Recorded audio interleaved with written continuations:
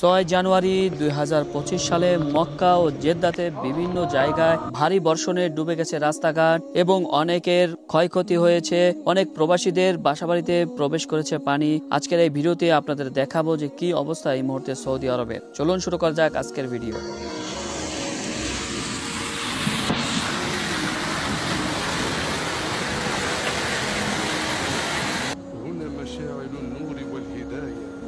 ছয় জানুয়ারি 2025 সালে মক্কায় অতিবর্ষণ ঘটে এবং এর ফলে পুরো এলাকায় ভয়াবহ বন্যায় প্লাবিত হয়ে পড়ে।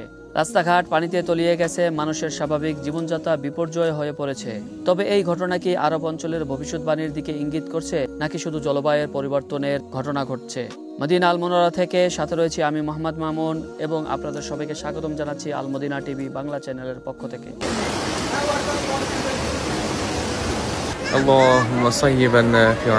এটি শুধু একটি প্রাকৃতিক বিপর্যয় নয়, বরং এটি বিশাল পরীক্ষা। বন্যা সারা অঞ্চলে আতঙ্ক সৃষ্টি করেছে, জীবিকা ও বাড়িঘর ক্ষতিগ্রস্ত হয়েছে, কিন্তু এর মধ্যে একটি গভীর প্রশ্ন রয়ে গেছে। এই ঘটনাগুলো কি রাসূল সাল্লাল্লাহু আলাইহি ওয়াসাল্লামের ভবিষ্যৎবাণী প্রতিফলিত করছে?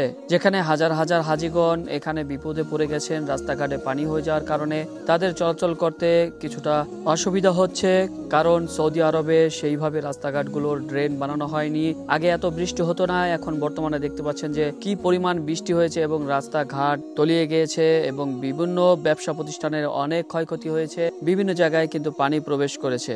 আমতার اليوم ما شاء الله تبارك الله غرق المحل راح المحل راح الله المعوض الله كريم يا ساتر يا كريم رحمتك يا الله। এখানে আমরা লক্ষ্য করছি একটি দোকানের ভিতরে পানি প্রবেশ করেছে এবং দোকানের সমস্ত মাল সামানাগুলো নষ্ট হয়ে যাচ্ছে। দেখুন কি সুন্দরভাবে তিনি কিন্তু আল্লাহর উপরে সন্তুষ্ট হয়ে তার উপরে শুকরিয়া আদায় করছেন যে আল্লাহ তাআলা এই রহমতের বৃষ্টি দিয়ে আমাদেরকে আরো ভালো কিছু উপহার দিবেন। আমরাও সেই আশা করছি। সুবহানাল্লাহ, মাশাআল্লাহ, তাবারাকাল্লাহ। দেখা যাচ্ছে মক্কা আল মুকাররমা সুন্দর এই দৃশ্যগুলো, যেখানে বৃষ্টির কারণে হাজিরা চলাফেরা করতে একটু কষ্ট হয়ে যাচ্ছে।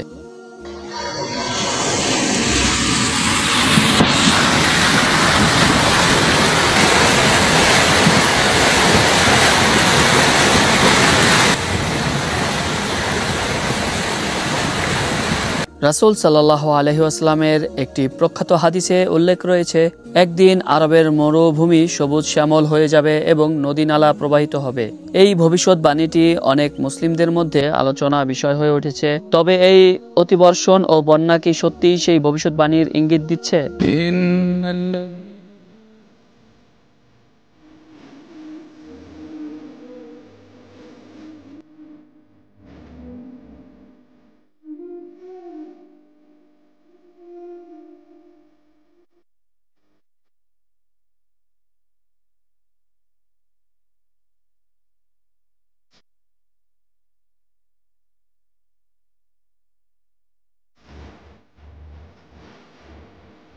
ইসলামিক দৃষ্টিকোণ থেকে এমন বিপর্যয়গুলো আল্লাহর ইচ্ছার অংশ এবং আমাদের পরীক্ষার জন্য আসে। তবে এই পরিস্থিতি আল্লাহর দয়ালুতা ও তার সবকিছুর উপর ক্ষমতার প্রতি আমাদের সচেতন করে তোলে।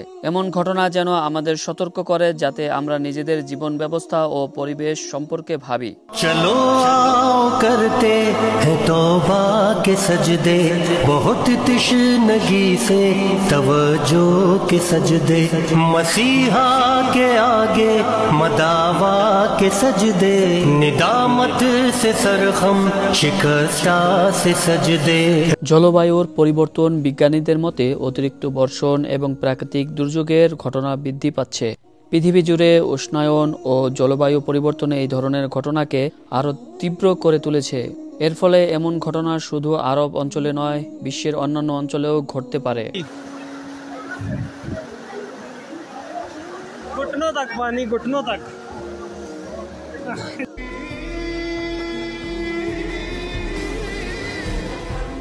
আল্লাহ আমাদের সবাইকে সতর্ক, ধৈর্যশীল ও সচেতন রাখুক। এই ঘটনা আমাদের শেখায় যে পৃথিবী ও তার পরিবেশ সম্পর্কে আমাদের আরো সতর্ক হতে হবে। আপনি কি মনে করেন এই বন্যা রাসূল সাল্লাল্লাহু আলাইহি ওয়াসাল্লামের ভবিষ্যৎবাণী হতে পারে?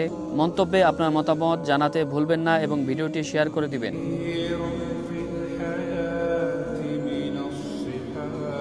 সর্বশেষ তথ্য অনুযায়ী 6 জানুয়ারি 2025 তারিখে মক্কায় ভারী বৃষ্টিপাতের ফলে আংশিক বন্যা দেখা দিয়েছে। বিশেষ করে মক্কার দক্ষিণ পূর্ব আল আওয়ালি এলাকায় সড়কগুলো পানিতে তলিয়ে গেছে, যার ফলে যানবাহন চলাচল এবং সাধারণ মানুষের দৈনন্দিন জীবনযাত্রা ব্যাহত হয়েছে।